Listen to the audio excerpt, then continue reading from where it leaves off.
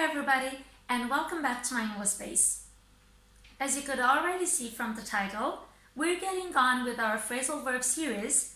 Thank you for tuning in. With many phrasal verbs, in means inside. For example, to ask in means to invite somebody into your home. Another meaning might be interruption. For example, to cut in or to step in. The third one is involvement, just like with settle in or to get into, which means to show interest for a certain type of activity. And one more, to visit briefly, for example, to pop in or to call in. Are you ready to start now?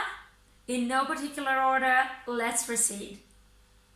To begin with, I'm going to give you a list of 11 such phrasal verbs that are commonly used in everyday English, to round it off with a bonus of 3 more, just to make you more aware of how important they are for casual, natural conversation.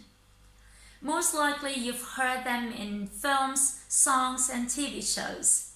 So let's dive in with the first one, to bring in. To bring in. And the first meaning is to introduce something new, such as a product, law, or even measures.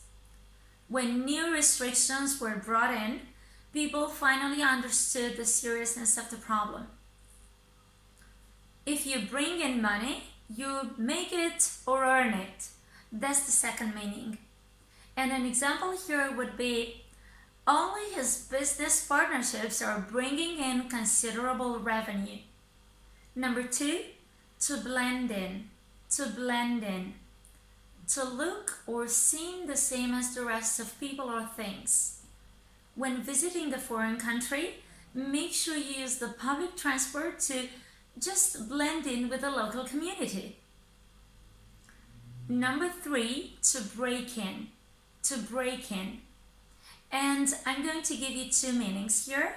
The first one is to interrupt when someone is talking. And for this one, we might as well use the verbs to cut in, to jump in, or to step in. So as you can see, they're all used with the preposition in. Terry suddenly broke in saying, "I'm out of here, I'm exhausted." And the second meaning is to enter a place illegally by using force. So they could tell that someone had broken in their absence. Phrasal verb number 4, to check in. To check in. And the first meaning is to let somebody know that you've arrived at a certain place, such as the hotel or the airport. Online checking in certainly saves you time if you're traveling at peak times. The second meaning is to contact somebody by making a phone call or paying them a short visit in order to make sure that there are no problems. Even if we're living in different countries, we regularly check in with our parents. Phrasal verb number 5, to hand in. To hand in. Or we can also use to turn in. It means to give something to somebody in authority. For example, don't forget to hand in your keys when you leave the hostel. Or your essays must be handed in by Monday. No excuses accepted. Phrasal verb number 6, to fit in. To fit in. If one thing fits in with another, they look pleasant and nice together. For example, this new armchair looks absolutely gorgeous, but it just doesn't fit in with the rest of the furniture. And the second meaning, so it means to just feel that you belong to a group and you're accepted by it. She couldn't fit in, so she asked her parents to move back to her former school. Number 7, to put in. To put in. The first meaning is to spend time doing something. You have to put in a lot of hard work if you want to level up your English. The next meaning is to fix something such as equipment in the place where it will be used and make it ready to use. Today, they're coming to put our new kitchen in. Hooray! Number 8, to take in. To take in. The first meaning is that of completely understanding the importance or meaning of something. For example, read the article carefully and don't start doing the questions before you take it all in. The second meaning is that of looking at something while enjoying it. Don't go yet. Let's take this view in. Next, number 9, to give in. To give in. To surrender or to finally accept that you've been defeated. Oh, I really don't know this answer, so I give in. And another meaning might be that of handing in. Number 10, to set in. To set in. If something unpleasant sets in, it begins and seems likely to continue in a serious way. Fear has seemed to have set in among the elderly since the outburst of the COVID pandemic. And the last of the commonly used phrasal verbs with in is to settle in. To settle in.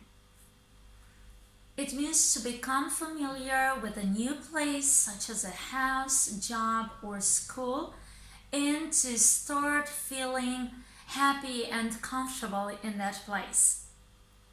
For example, wait until we settle in and we'll have you over for dinner next week. Now you'll get 3 more to enhance your vocabulary and make it more interesting, and even make sure that you recognize them next time that you hear them. The first one is to chip in or even to kick in. So, to chip in means to give some money, especially when other people are giving money too, in order to pay for something together. If we each chip in 15 euros, we'll be able to buy her the dream cage for her parrot. What a nice gesture, isn't it? The second one is to rake in. To rake in. It means to earn or get a large amount of money. This year, despite the recession, has been a great one for him. He's really raking it in. Great. And the third one is to sink in. To sink in. When an unpleasant or even surprising fact or idea sinks in, you gradually start to understand it, believe it, or even start to realize the effect that it will have on you. Do I really have to repeat this 1,000 times before it sinks in? Well, this being said, hope you've enjoyed my video and you found it useful. That's what the like button is for, and make sure that you subscribe to my channel to enjoy more of our English learning journey together. Until the next one, bye!